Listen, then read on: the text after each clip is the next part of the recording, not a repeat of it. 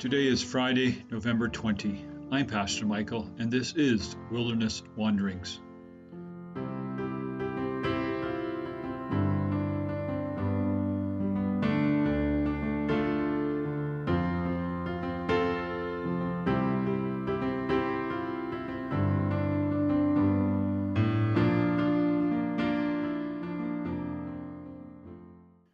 Today our text comes from Psalm 25. To you, O Lord, I lift up my soul. In you I trust, O my God. Verse 1 and 2.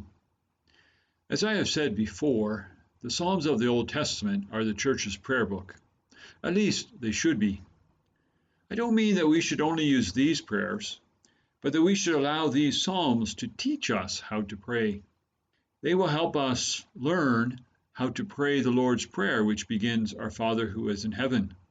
I'm convinced that this prayer is Jesus' summary of the Psalms.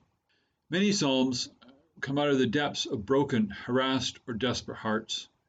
They seem to explode out of the psalmist, and we can feel their pathos and desperation. Others, like Psalm 25, are more deliberate.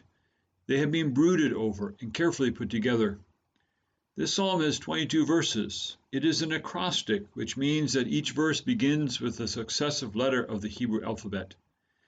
This prayer is not offered off the cuff, but through meditation comes into its present form.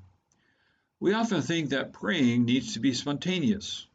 That is an illusion. David teaches us that a prayer which is thought out and stylistic is as spiritual and effective as spontaneous expressions of the heart. This is a prayer that comes out of a time of trouble. Thus, it is not prayed with a smile and exuberant joy.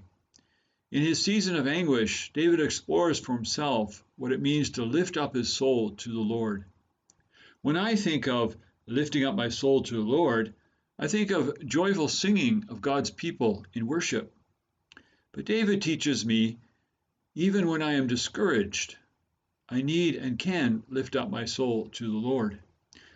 So what can we learn about lifting up our hearts to the Lord from this prayer? Well, one thing is that we notice that significant parts of the psalm reflect on the way of the Lord. David believes that the way of the Lord is the right way to live, and therefore he wants to be taught how to live it, even in a time of despair. There are different ways to live, and he doesn't necessarily know God's way, so he wants to learn.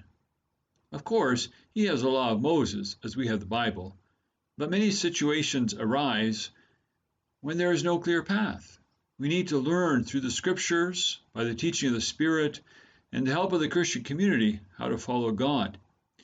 Trusting in God and lifting up our souls to Him means that we desire to walk in His ways.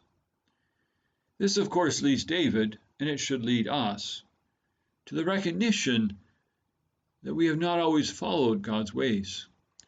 It may even be that some of David's current problems have arisen because he did not do what is right. So what does he do?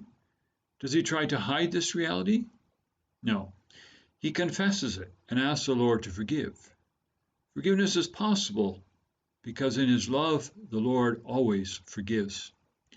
Trusting in the Lord does not mean instant success. David has staked his life on doing life God's way. If he goes down in defeat, he will experience public shame. He fears that shame, even though he knows that in the end, God will be proven to be right. In the long run, God will set His people secure in the land. Verse 13. Jesus makes a similar statement. Blessed are the meek, for they will inherit the earth. Matthew 5:5.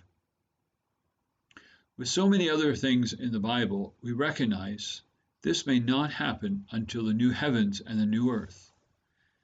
The question is, are we willing to hang in there with God and walk in His ways until that time?